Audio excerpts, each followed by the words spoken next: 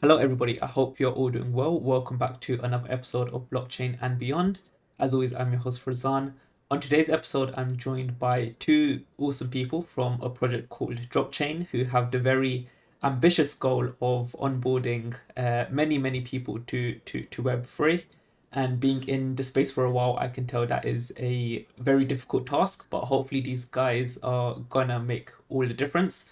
So I would like to introduce Nate and Carter to the show. Welcome, guys. Hey, how's it going? My name is Thanks for Carter having us. Zink. Yeah, my name is Carter Zink. I'm the CEO of DropChain. I've been in Web3 for a bit over 7 years now, and I've kind of seen what it takes to make a project. And I guess something that Nate and I have both worked on together and noticed is challenging is uh, building in Web3 is way too hard, right? So the learning curve, even for someone who's knows how to build products, is super tough. And on the flip side, getting our parents, our grandparents, our aunts and uncles to start using Web3. I have a ledger right here. Mhm. That's I tried getting my mom to use a ledger, and she basically technically illiterate, and I mean that in the nicest way possible, just because it's so complex. And so Nate and I are kind of here trying to solve that issue. How's it going? I am the less technical side of the half. Nate Nathaniel Thorson. I'm leading the branding and marketing and sales kind of side of DropChain. And as Carter mentioned, we and Farzan, you mentioned at the top of the show that we're looking to onboard the next 1 million Web3 builders and the next billion Web3 users. So we're doing that by trying to make Web3 as accessible as possible for both the developers and users. So happy to be here. Thank you for having us. Awesome, Thanks. great. I think that was a pretty good introduction. So you mentioned this off air, but I want to understand a bit more about your guys' background. So you mentioned that you both know each other from like middle school or like even like earlier. Yeah, well, and Nate, you can kind of hit on this as well, but yeah, we went to the same high school together, and I think I don't know, Nate, when did you get into Web3? I was kind of early, but Yeah, you were earlier than me. I got into it in 2017, which would have been like yeah, my sophomore year of college, Mhm. something like that. yeah, Yeah, I originally got into it by Steemit.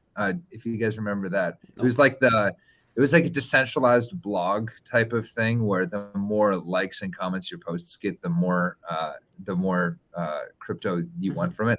The economics of it were absolutely awful, and I had nothing but lost money on it, and a ton of lost time. But was kind of my intro. yeah. So I kind of dabbled. I got started with mining. Actually, it's kind of like Reddit. Steam, it was Mhm. like Reddit, except you could get paid for the content you create, basically, and you get tipped and all that fun stuff. I was actually on Reddit, and then I got some Dogecoin tipped to me, and then I kind of went down the rabbit hole of wait, you can let your computer run, and then you get this weird money that's worth actual money but isn't physical.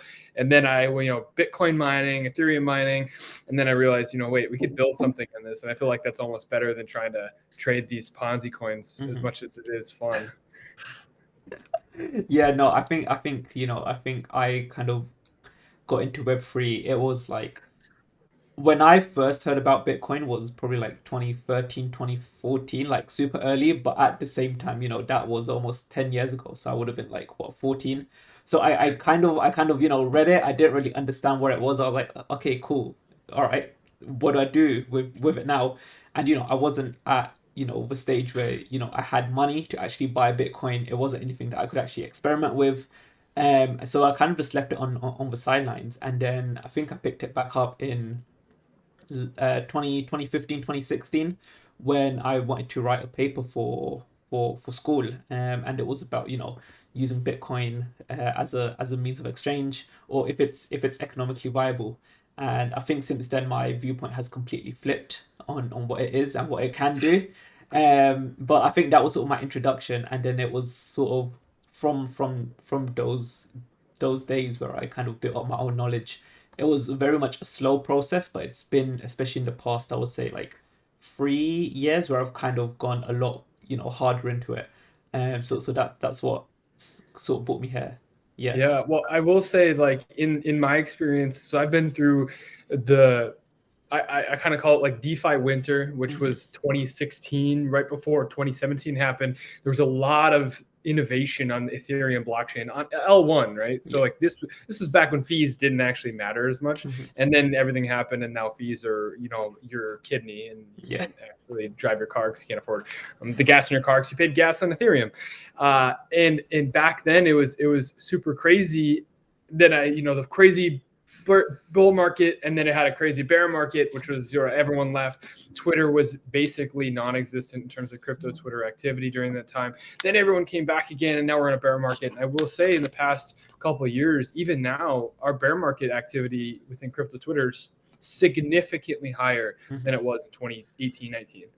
Which is super exciting to me. I'm hopeful, more hopeful than I was back then.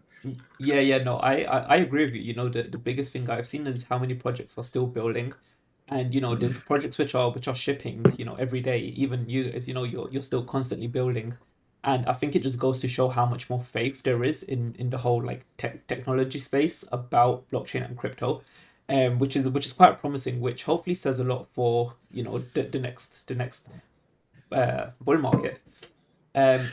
So I want to kind of jump into what you guys are doing. So what's the premise behind DropChain, and what are you guys doing? Yeah, so we start with the problem. The problem is twofold. The first side of it is that building in Web3 is far too difficult. As we kind of just talked about, we go through these boom and bust cycles of not only the valuation of cryptos, but also the activity on the blockchain of people actually building within the space. And we go through these boom and bust cycles of people building on the blockchain. And a huge part of that is hype marketing, of people just getting super excited about it, and then they kind of fade away. But the bigger side of it is that it is just super intimidating for people to get into the space. So even if you're a Web2 developer, which I'm not, I took like 6 months to try to learn how to code, and I realized that I absolutely hated it. But even if you're a Web2 developer, from my understanding, the gap between Web2 development and Web3 development is absolutely huge. Even if you know how to create a Web2 application to the nines, you still have to get into a whole nother world of smart contracts, security, tokenomics, nodes, everything like that, Web3 is unique in that sense to Web2. So the first problem is that just building within Web3 is far too difficult for Web3 developers.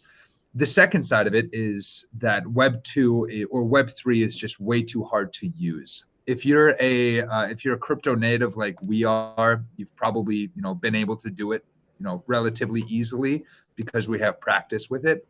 But hand it to any of your friends or your parents or anything like that who don't have the experience, they're going to be left out of this huge, massive shift into decentralization, which we see as inevitable. Is so many people are going to be left behind just because they don't know how to interface with these products. So that is where DropChain comes in. We make it easier to develop Web3 applications and use them. So both the developer and the user side of things. And that's what's driving us every day when we build DropChain.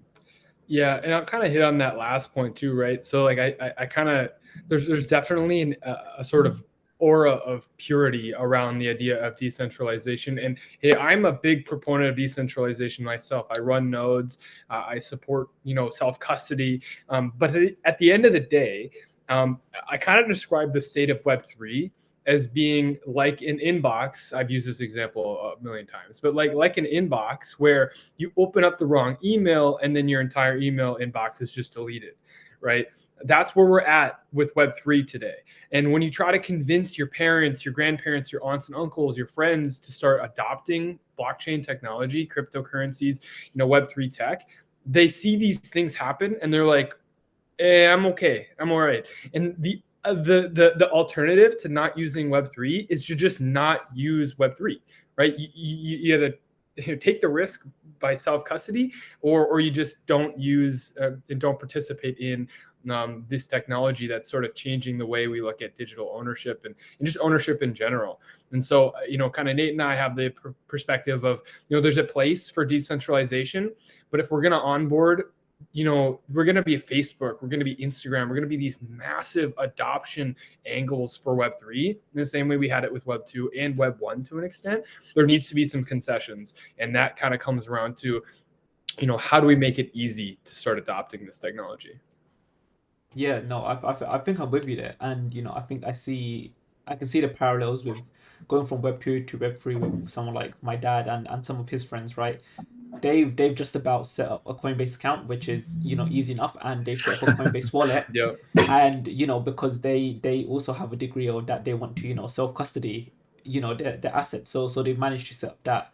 But if I was to introduce them to decentralized apps and say you can do this using this app, they're gonna enter the world of transaction fees and what if my transaction fails, and explaining all of these things where it's very hard for them to understand it. And I can see how it's difficult, as what I'll call myself crypto native as well. And I think it's something that we've seen before as well.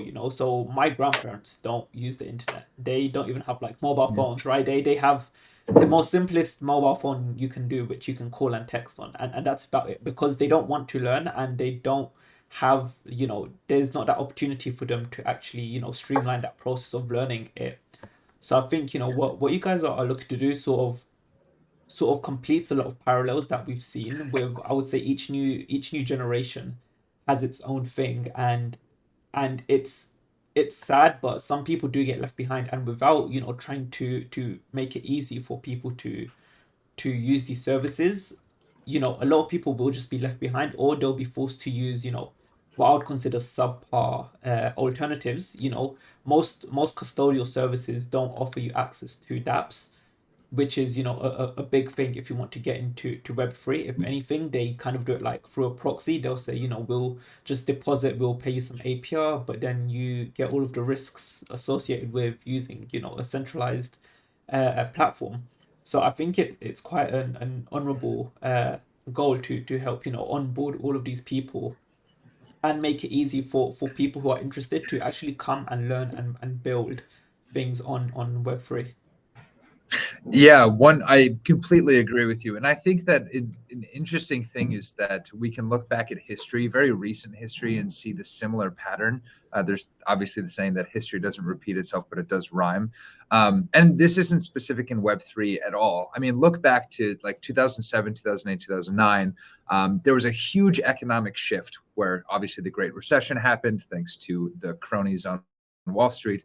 And then all of that happened. And then there was a huge technological boom with the iPhone. And the iPhone was spurred this economic and technological movement and enabled the huge companies that we know of today through the new smartphone technology. So, I mean, if you look back in like the 1990s, there were a dozen grocery delivery services that sprung up and failed within the startup ecosystem because they didn't have the infrastructure. The iPhone changed that, and now we have Instacart, we have Uber, Airbnb, all because the smartphone revolution allowed that technology to mature and gain access within, gain mass adoption within the masses. In a similar vein within Web3, I think we obviously had the first iteration of it. I mean, we've gone through a number of boom and bust cycles with it, but now I think that we're at the stage where people are starting to see the use case for Web3, and they want to use it not for the novelty of using blockchain products, but they want to use them because they're actually useful. And I think in order for that mass adoption to really reach the point where everybody is using it, you need something like DropChain to make it easier. In the same way that in the 90s, if you wanted to build a website, it was HTML, CSS. Now you can build anything in minutes with Webflow, Wix, whatever. The same thing needs to happen in Web3. So, yeah. Yeah. And I'll kind of hit on that too, right? So like specifically, we kind of see this as a bifurcated issue. There's two sides of this that needs to be solved. And in my opinion, in Nate and I's opinion, really, it has to be solved at the same time. The first side is with infrastructure, we need to provide builders and creators a way to build and create more easily and more quickly. We look at the way we build in Web 2, and it's super fast because we have 15 years of optimization, 20 years of optimization, depending on how you want to look at it, right?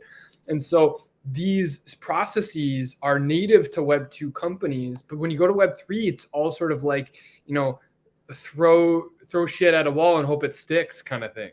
And it's not consistent at all.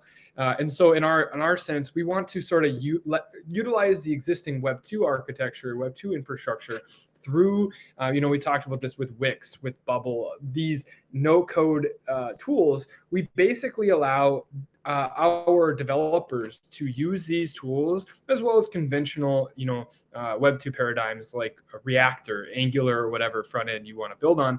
And then we have an API that handles all of the transaction types and smart contract types so that you don't actually have to build the almost firmware level technology unique to the blockchain or unique to the smart contract specifically. You can sort of pick and choose which kind of transactions you want. So you can mint an NFT in one API call, and you can send it to your end users in 1 or 2 API calls. And so this is a very simplified process to where you want to spin up an automatic market maker on a DeFi like HumbleSwap, for example, on Algorand, or a Uniswap version on Ethereum. You can do that with DropChain, and you don't need to know the technological challenge associated with, how does an AMM work, right? Nobody actually knows that unless you're a nerd like me who, digs into the code. And the hope is that we can be the nerds, and then our builders can build the stuff, right? Focus on the product. And sort of on the flip side too, end users are looking for something that's easy to adopt and that provides value. And so if we required people who downloaded and started using Instagram to save a 24-word key phrase, and if they lost it, they lost access to all of their pictures and all of their, followers and comments and everything forever. And you can't recover it, by the way. Sorry, no email recovery. They're just they won't use it. And so in the same way, we do a slow experience and exposure into what is Web3. And so we start with we custody our users' accounts, and then as they start to learn and as they start to want to custody their own wallets, they can do that. And so it's a really secure and safe sandbox experience for these end users. And we kind of feel without that, the average person will never adopt Web3 because they're going to be too scared, honestly. Yeah. Nate, anything to add or not? No, I think he covered it. I mean, as we mentioned, that's the goal. Just make it easy as possible for everybody. Yeah, no, I think, the biggest thing, you mentioned tools like Wix and Bubble, and I've used both. Wix is, I use Wix quite a lot for a few different things I'm working on, and it's so easy to, rapidly prototype a new idea, a new design, a new, color palette, whatever you want. But yeah, nothing actually exists like that for Web3. When I've looked at stuff, any sort of guide, it's, you need to have your own node set up. You need to, add the URL and, the port number. And for most people, that will just go over their heads. It went over my head the first time. I'm pretty sure I just Alt F4'd out of my VS Code and I said, yeah, I can't be bothered. And then I came back like 2 weeks later to actually sit down and figure it out. But it is a massive pain to actually, get to that point where you can start interacting and interfacing with the actual blockchain. And yeah, as you mentioned, if you can mint an NFT in one line, something that people can literally copy and paste into their web page application that will embed, that service, then I think you have, a really, really strong use case because it abstracts away all of the hard parts that people don't want to do. Completely agree. Yeah, I mean, that's something that we like to say. Most of Web3 is not entirely decentralized right now. When Infura, a node infrastructure provider for Ethereum, goes down and 70% of transaction volume fails to be maintained during that time, that's not decentralized. In the same way, we're providing node infrastructure, we're providing these smart contracts. It's not decentralized, but we don't claim to be. And we're also giving the benefits of some degree of centralization. We're Delaware C Corp incorporated company. We are trying to make tools that make it easy to eventually make decentralized applications, and these steps come incrementally. And I think that would hopefully make it significantly easier for you to build a Web3 application that doesn't require you to even open up VS Code, right? Maybe it's something like plugging in an API endpoint, sending a post request, and that's it. That's basically our whole setup here. So yeah, I mean, you mentioned earlier that you're a big, ambassador for decentralization. You run your own nodes, but at the same time, you mentioned that DropChain doesn't claim to be decentralized, and I think that's like a really important distinction to be made, because you don't need to be decentralized to push for decentralized aspects, whether that's self-custody, whether that's implementing, you're running your own nodes, because you can take any exchange, Coinbase, Binance, they all to an extent promote self-custody, even though they themselves are centralized entities. And I guess that comes down to each individual project to help educate their users of the benefits and the risks of both self-custody and custodial services, and for them to make that informed decision themselves. Because once I started getting into crypto, I was like, yep, self-custody is the only way for me. It's different to what I've done before. Storing this 24, 25 word phrase isn't new to me. I've not had to write down my passwords on a piece of paper anywhere forever, because now we use password managers and all these other tools, that it was such a foreign concept to me. But it was through, again, education, watching videos, reading guides, that actually drove me towards that. And I think a lot of people will share the same sentiment. Another thing to add on to there too, I mean, in the decentralization purists and the crypto purists don't like us when we talk about it, but I honestly feel like this is kind of a silent majority of Web3 users that understand that the perfect cannot be the enemy of the good. And that if we want to create this decentralized future of decentralized ownership and owning these networks, that we are going to need to make some concessions to make that happen. And true decentralization will never happen if you still only have 2% of the population participating in it. That doesn't make any sense. You need to get people onto the Web3 applications first and foremost. And then we can worry about decentralization over time. Again, I think as a developer, whether you have built an entire app using JavaScript, Python, Flutter, whatever, or if you are non-technical and you just build an app in Bubble or Wix or anything like that, DropChain can be layered on top of that. So you take your Web2 application, you sprinkle some of this DropChain magic on top of it, and it gives it all of the Web3 functionality that you might need, like NFT minting, asset transfers, things like that. And for developers, that is very likely all they're really going to care about. They want to build a Web3 application, but they look at all of the steps of, okay, I'm going to have to learn Solidity. I'm going to have to run my own node. I'm going to have to worry about tokenomics, security, all of these things. And they just throw up their hands and give up. That, in my opinion, is why we have not seen a transformational shift towards Web3 applications. Why? There's just not enough volume and work being done in the space for a Facebook to emerge. You need to make it easy for developers to iterate on ideas quickly and create useful products, and also make it accessible to users so you can get to a Facebook-like status of, onboarding 1 billion users. That just hasn't happened yet. Yeah, no, I think what you just said is kind of hits all the nails on the head, where you can't have everyone jump straight to self-custody. That's never going to happen. We live in a world where everything is custodied for us, like our bank accounts. If you forget, the password to your bank account, you just call them up, you give them some information, boom, it's back.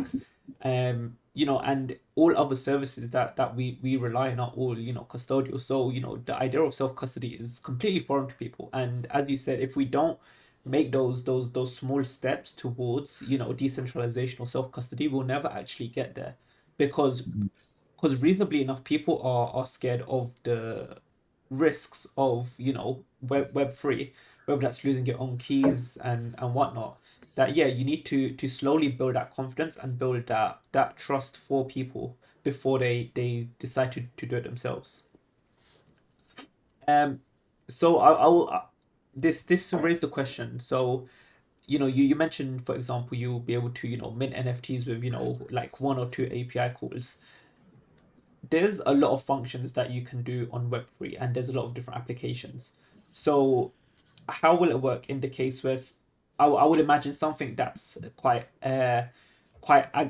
agnostic, such as NFTs, which has a series of parameters that you need to populate, you know uh the mint size, the URL, the trait, um all of those can are what I would call like a default function of whichever blockchain you're using.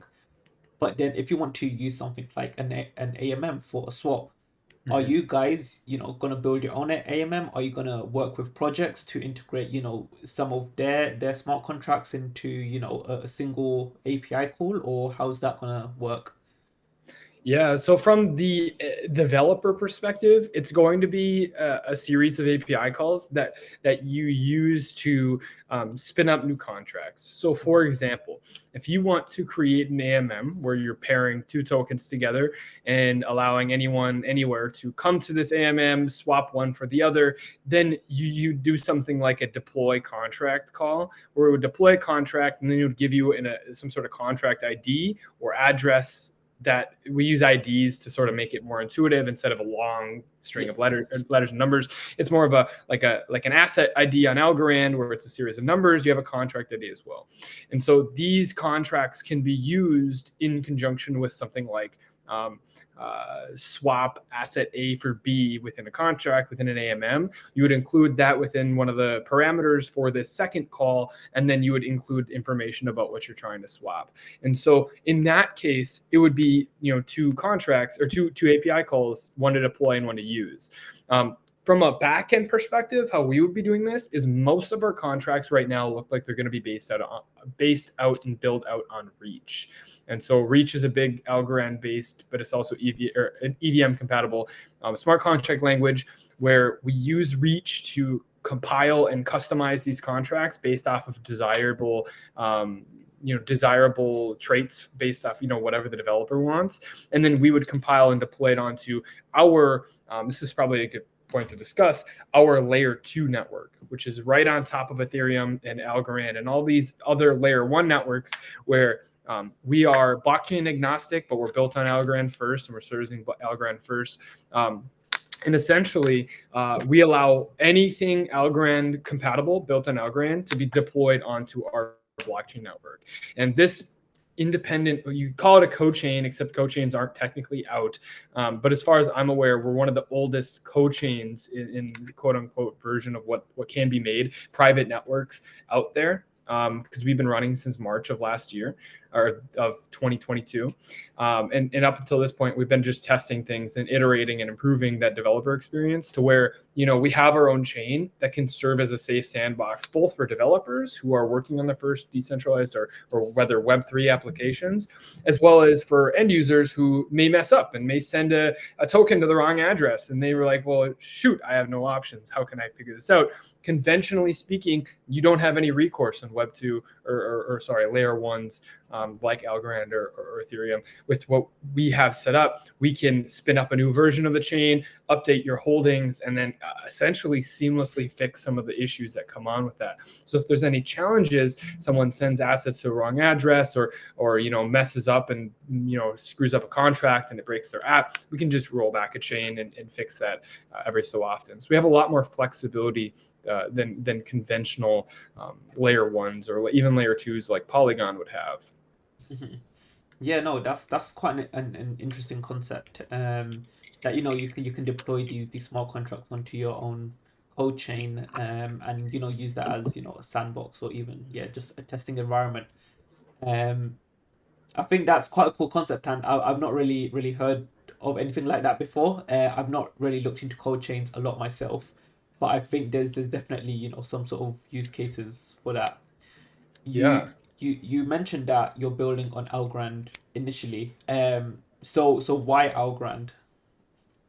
Yeah, I think it's a couple reasons, right? So we're based on Algorand because we both, Nate and I, came from Algorand with our previous project. But it's also, the handful of the reasons why we didn't start on Ethereum to begin with, right? So paying gas is absurd with the prices that they have.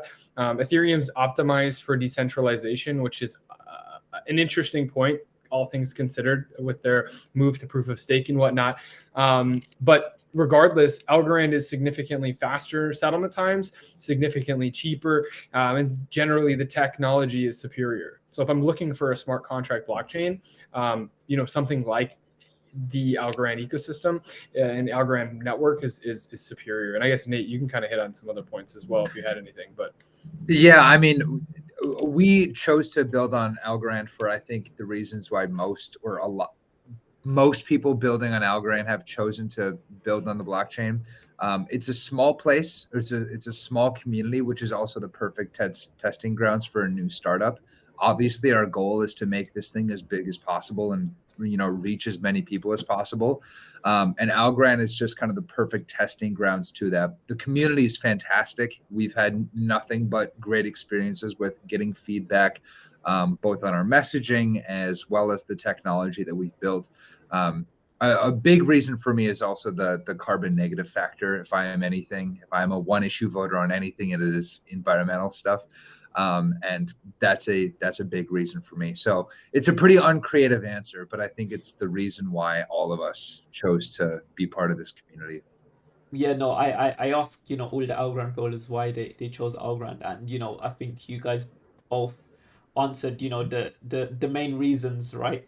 Is the carbon neutral, carbon negative is a big factor for most, and the fact that it's cheap and fast, which means that you can just prototype so much more quickly without worrying about gas fees and whatnot, and you can deploy to like mainnet, right? And you can easily fix things if they break, and you can get people actually testing your application straight away, and people are more than willing to test it for you because gas fees are practically like non-existent. People are like, Mhm. yeah, sure, I'll spend 15, 20 minutes, half an hour using your app to give you guys some feedback. And what you said, the community is relatively small compared to a lot of chains, but I think that's probably like the hidden superpower is you get to know people. You see names on Twitter, you're like, yeah, I know this guy, I've spoke to him, I've seen him on this space or that space, and everyone actually feels like they actually want to give you a hand. Mm-hmm. Well, while we're talking about the community, one thing that we haven't mentioned is a community library that we're actually thinking about pushing out into probably later on this year, early in 2024.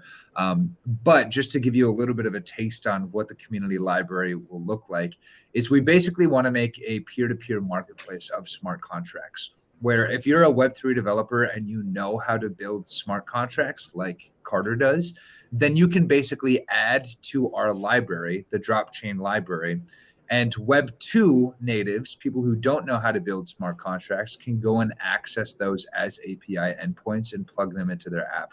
So the benefit for Web3 developers within the Algorand community is if you know how to code, great, you can monetize your code, and that will be awesome. And we in the community will be so happy that you contributed to the library. Web2 developers, on the other hand, will be able to build entire applications like Lego bricks, where they're not going to have to know anything about development, and they'll be able to just pick and choose which smart contracts they need to implement into their application and build a whole Web3 application from it. So that is something that the community can look forward to probably towards the end of this year and pushing into 2024. Yeah, and to reiterate on that, I heard Nate say monetize your code, but like this literally means that Web3 builders, because they possess a unique skill of being able to create smart contracts, can essentially take these modular smart contracts and monetize them. They will get paid eventually in maybe a token, maybe algo, maybe USDC, or cash, because we do fiat on ramping as well. That's an interesting point we could probably hit on after this. We literally will pay you for your smart contracts because there's Web2 devs that would be more than willing to pay us for them. And so we just sort of pass that on to you. Yeah, no, I guess that's quite cool.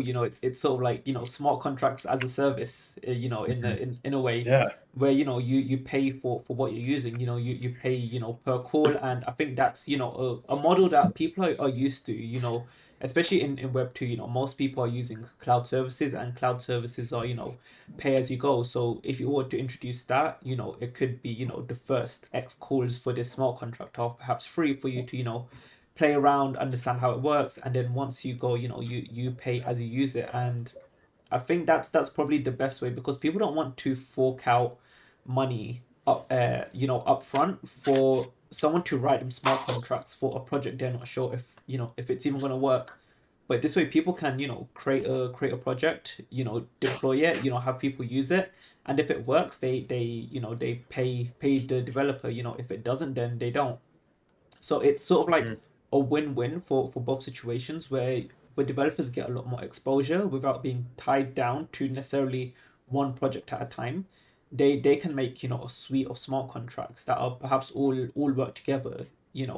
It could be like a build your own decks, and there's like 20, 30 smart contracts in there that someone can use to actually just make their own decks with their own, branding or whatever.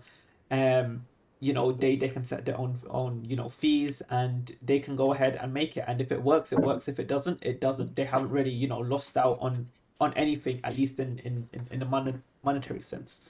So Oh, Mhm. 100%. I think that's something too that we would like to hit on as well is using or creating a dropchain account and starting to build and test right on the testing front. So, I have an idea. I want to see maybe this works, maybe it doesn't. To make an account and to start trying out dropchain completely free. mhm. So right now you could make an account on dropchain.network, create an account for free in our beta program, and you have free access to 300 calls a month, which is basically all you would need to test. And you can start using all of our endpoints to leverage. Hey, I want to build an NFT marketplace. Okay, then yeah, build it and test it out. And once you have it built out, you only pay when you start to scale. So it's really flexible in that sense, where we allow you to try it out. It's freemium, so you don't have to worry about paying to start. Yeah. We're also very, very early on in terms of what we've built. And we are in our Discord all the time talking to different people who are building with DropChain and they have questions or anything like that. So if you have any questions, we are extremely accessible. So feel free, join up in our Discord. You can find it on the dropchain.network website, sign up there.